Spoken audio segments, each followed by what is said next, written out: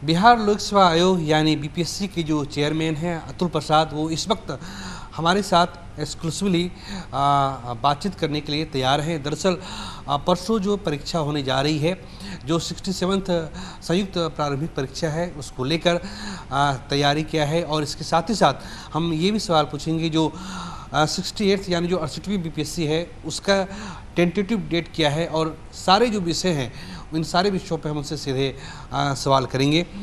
Sir, परसों परीक्षा है, 800 पदों के लिए 6 लाख से ज़्यादा अभ्यर्थियों की परीक्षा में शामिल होने की संभावना है।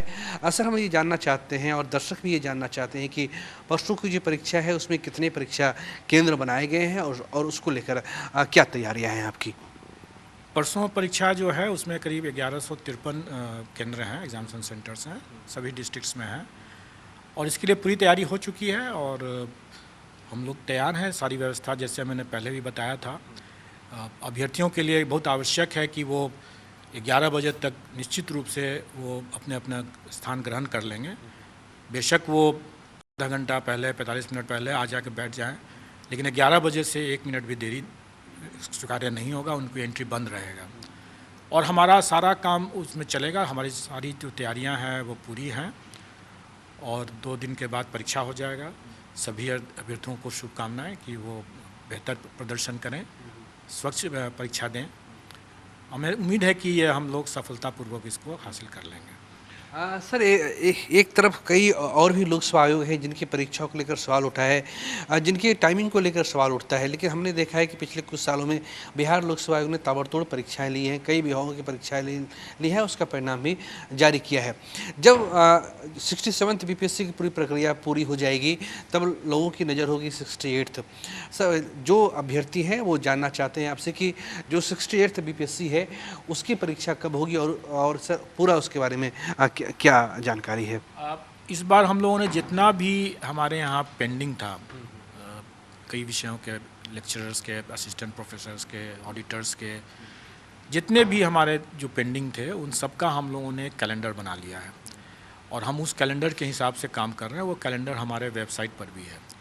उसी में हमने 68th का भी हम लोगों ने एक डेट अपना टेंटेटिव रखा है। वो 8 जनवरी 2023 को हम लोग करना चाहेंगे। उसकी अभी पूरी वैकेंसी नहीं आई है, लेकिन हमें उम्मीद है कि उसके पहले हमारे वैकेंसीज आ जाएंगे और हम लोग इसको तैयारी कर रहे हैं।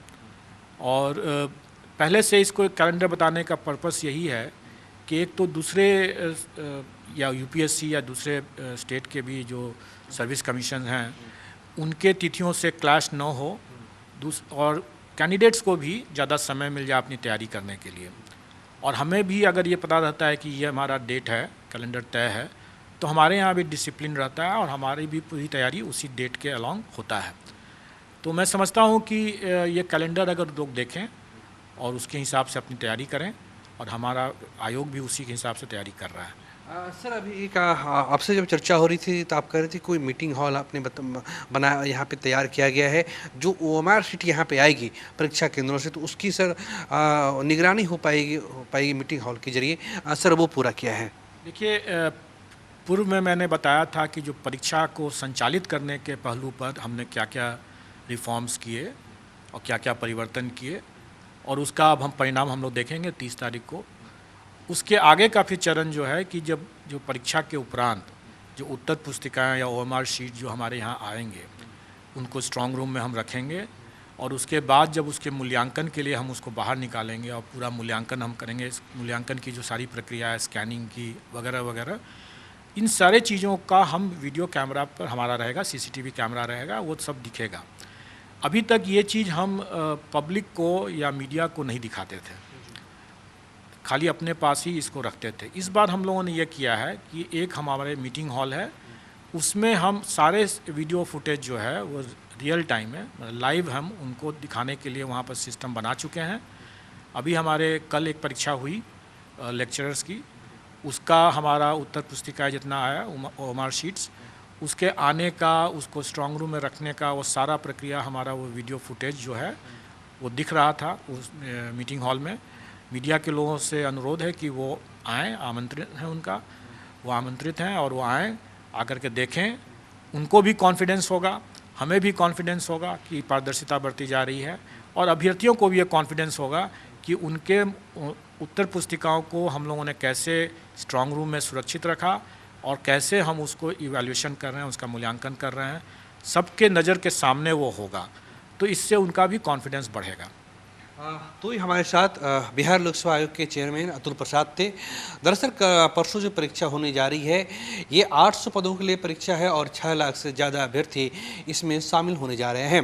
यही परीक्षा 8 मई 2022 को ली गई थी, लेकिन उस वक्त कुछ आरोप लगे थे, कुछ प्रश्न पत्र वायरल हुए थे, जिसके बाद परीक्षा स्थगित कर दी गई और नए सिरे से अब ये जो प्रारंभिक परीक्षा है वो 30 सितंबर को ली जा रही है। यानी एक तरफ जहां 6 लाख अभ्यर्थी परीक्षा में शामिल होंगे, वहीं लोक सेवा आयोग की भी एक बड़ी चुनौती होगी और एक बड़ी परीक्षा होगी कि जिस परीक्षा में 6 लाख से ज़्यादा अभ्यर्थी शामिल होने जा रहे हैं, इतनी बड़ी संख्या में जब अभ्यर्थी शामिल होने जा रहे हैं तो ये परीक्षा किस तरह से कदाचार मुक्त हो सके। हालांकि आयोग ने इस बार पूरी तैयारियाँ कर रखी है। कैमरा पर्सन शाहनवाज के साथ प्रीतम कुमार, जी मीडिया, पटना।